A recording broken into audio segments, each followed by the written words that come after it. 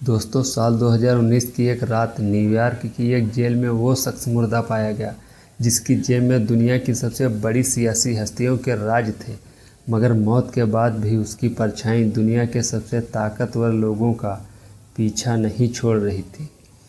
ये कहानी है उस ब्लैक बुक की जिसमें लिखे नाम आज भी राज हैं। ये कहानी है जेफरी एप्स्टीन की, उसके आइलैंड की, जहाँ पर 9 साल से 16 साल की लड़कियों का यौन शोषण और उनको ऐसी यातनाएं दी जाती थी जिसे सुनकर आपकी रूह कांप जाएगी। चलिए, नमस्कार। साल था 1953। न्यूयॉर्क के ब्रुकलिन में एक मिडिल क्लास यहूदी परिवार में जन्मा जेफरी एप्स्टीन पढ़ाई में तो तेज था, मगर साइंस की डिग्री लेने के बाद उसने दुनिया को समझने का फंडा बदल दिया। वो समझ गया था पैसा ही पावर है और पावर ही सब कुछ है। एप्स्टीन ने महज 22 साल की उम्र में बिना किसी अनुभव के प्राइवेट स्कूल में पढ़ाना शुरू किया, मगर असली कर्तव्य यह था कि वहाँ उसने एक छात्र के पिता से दोस्ती कर ली जो कोई और नहीं बल्कि दिग्गज इन्वेस्टमेंट बैंक बियर स्टर्न का CEO था। फिर क्या था, एप्स्टीन वॉल स्ट्रीट का जादूगर बन गया था। उसका मकसद था ऐसा नेटवर्क खड़ा करना जहां हर शख्स उसका कर्जदार हो। ये द्वीप है लिटिल सेंट जेम्स। करीब 72 एकड़ में फैली ये ज़मीन एप्स्टीन ने सिर्फ $80 लाख में खरीदी थी, मगर यहाँ पर जो हुआ उसे सुनकर आप हैरान रह जाएंगे। पीड़ित लड़कियों के मुताबिक ये द्वीप एक जाल था। यहाँ पर हर कोने में CCTV कैमरे थे। एप्स्टीन हर चीज़ रिकॉर्ड करता था। क्योंकि वो जानता था जिसके पास वीडियो है उसके पास पावर है। उसके पास एक निजी जेट था जिसका नाम था लोलिता एक्सप्रेस। इस जेट में खास बात यह थी कि इसमें बड़े बड़े बेड और साउंड प्रूफ कमरे थे, और इस जेट की उड़ानों की डिटेल, जिसे फ्लाइट लॉग कहा जाता था, ने दुनिया हिला कर रख दी थी। इस जेट में सवार हस्तियों की लिस्ट लंबी है। बिल क्लिंटन पर 26 बार इस जेट में उड़ान भरने के रिकॉर्ड मिले हैं।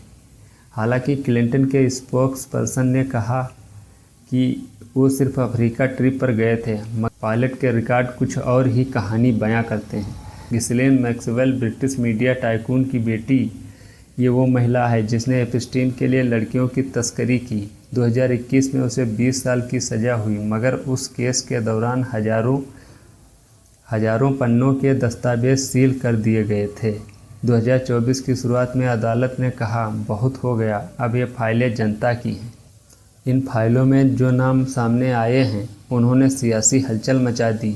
आइए जानते हैं उन चुनिंदा नामों के बारे में जिनका जिक्र इन दस्तावेजों में बार बार आया। Number 1, Prince Andrew. एक तस्वीर जिसमें वो 17 साल की वर्जीनिया जेफरी की कमर पकड़े हुए हैं। Number 2, bill Clinton. एक पीड़िता ने बयान दर्ज कराया कि एप्स्टीन ने उससे कहा था कि क्लिंटन को यंग गर्ल्स पसंद हैं। हालांकि क्लिंटन ने हमेशा इन आरोपों को खारिज किया। नंबर 3, डोनाल्ड ट्रंप और एप्स्टीन की दोस्ती पुरानी थी। दोनों एक दूसरे की पार्टियों में शिरकत करते थे, मगर ध्यान देने वाली बात यह है कि फाइलों में ट्रंप के खिलाफ कोई सीधा आरोप नहीं है, मगर फिर भी उनकी दोस्ती के कारण ट्रंप का नाम चर्चा में है। फाइलों में कई सेलिब्रिटी के नाम भी आए हैं। माइकल जैक्सन का नाम आया है, लेकिन यहाँ तक कि महान वैज्ञानिक स्टीफन हॉकिंग का नाम भी एक पीड़िता के बयान में आया है जिसने उन पर झूठे आरोप लगाए थे। बाद में पीड़िता ने साफ किया कि ये बयान गलत हैं। 10 अगस्त 2019 सुबह 6:30 बजे जेल के गार्ड एप्स्टीन की सेल में पहुंचे। अंदर का मंजर देख एप्स्टीन अपनी चादर से बने फंदे से लटका हुआ था। मौत की वजह फांसी, लेकिन सवाल ये है कि जो शख्स खुद पर 24 घंटे नज़र रखवाता था, उसकी मौत उसकी अपनी सेल में कैसे हो गई। उस रात जेल में अजीबोगरीब हालात थे। एप्स्टीन के सेलमेट को अचानक दूसरी सेल में शिफ्ट कर दिया गया। गार्ड्स को ओवर टाइम के चक्कर में ड्यूटी से हटा दिया गया। सब कुछ इतना परफेक्ट था मानो कोई स्क्रिप्ट लिखी गई हो।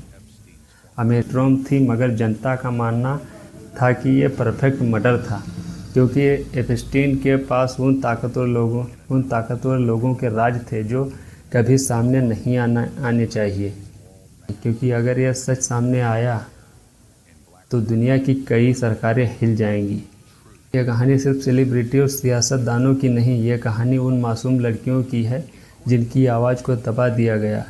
ये उन पीड़ितों की है जिन्होंने सच के लिए लड़ाई लड़ी। एप्स्टीन फाइल एक दस्तावेज नहीं बल्कि एक आईना है जो दिखाता है कि सिर्फ पैसा और ताकत के आगे इंसान कितना गिर सकता है। दोस्तों, ये थी एप्स्टीन फाइल की कहानी। आपको क्या लगता है, क्या एप्स्टीन की मौत सिर्फ एक दुर्घटना थी या फिर उसे चुप कराया गया? कमेंट में ज़रूर बताएं।